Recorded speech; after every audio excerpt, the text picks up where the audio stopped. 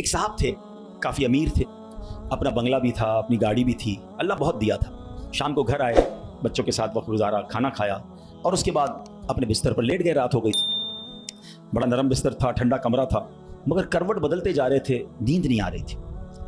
اب نیند بھی اللہ پاک کی نعمت ہے، جس کو آ جائے لوگ اس کی بھی قدر نہیں کرتے، پوچھو اس سے جس کو نیند نہیں آتی۔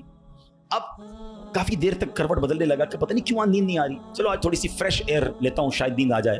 گھر سے باہر نکلے، گاڑی سٹارٹ کی اور آگے چلتے رہے اور گھومنے لگے گلیوں میں۔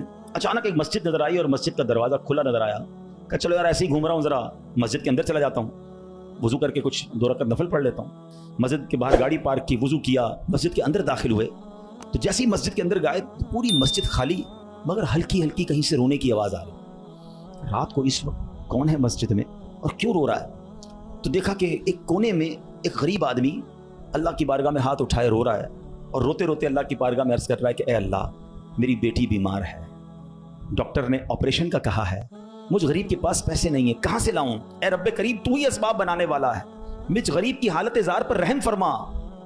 اس امیر شخص کو سمجھ آ گیا مجھے نیند کیوں نہیں آ رہی تھی، مجھے کہیں بھیجا گیا ہے، میں ڈھونڈتے ڈھونڈتے اسی کے لیے آیا ہوں۔ اللہ اکبر۔ وہ غریب کے پاس گیا، جیب میں جتنی رقم تھی نکال کر اس کے پیش کر دی کہ بھائی یہ لے لو اور میرا یہ کارڈ بھی رکھ لو، کبھی بھی ضرورت پڑے تو مجھ سے بات کر لینا۔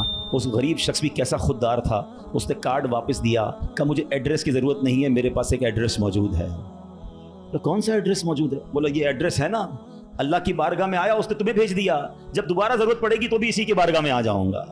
ہیں سارے دروازے بند ہو جائیں، میرے کریم کا دروازہ کھلا ہوتا ہے۔ ہمارا پرابلم ہے ہم جاتے ہی نہیں اس کے پاس۔ اچھا اپنا ایک چھوٹا سا ٹیسٹ لے لو نا، تاکہ اندازہ ہو جائے گا آپ کو۔ کبھی بھی آپ کو بیماری ہو، پیٹ میں درد ہو، سر میں درد ہو، پاؤں میں درد ہو، چوٹ لگ جائے، پہلے کون یاد آتا ہے؟ ڈاکٹر۔ ڈاکٹر کے پاس چلو، یار بڑا درد ہے، کسی کو معلوم کرو کیسے علاج ہوگا، دوائی۔ میں نہیں کہتا ڈاکٹر کے پاس نہیں جانا چاہیے، لیکن پہلے ہمیں اللہ یاد آنا چاہیے۔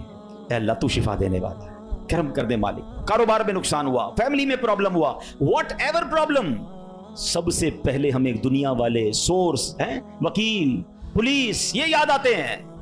ہونا یہ چاہیے کہ ہمیں خالق کے اسباب کی طرف لو لگانی چاہیے، پہلے اللہ کریم کو پکارنا چاہیے۔ اسباب اختیار کرنا منع نہیں، مگر اسباب کے چکر میں، اس دنیا کے چکر میں ہم بھول گئے اسے کہ جو حل کرنے والا ہے، جو مشکلیں دور کرنے والا ہے، جو اولاد دینے والا ہے، جو مصیبت ٹالنے والا ہے، اس کی طرف جاتے ہی نہیں ہے۔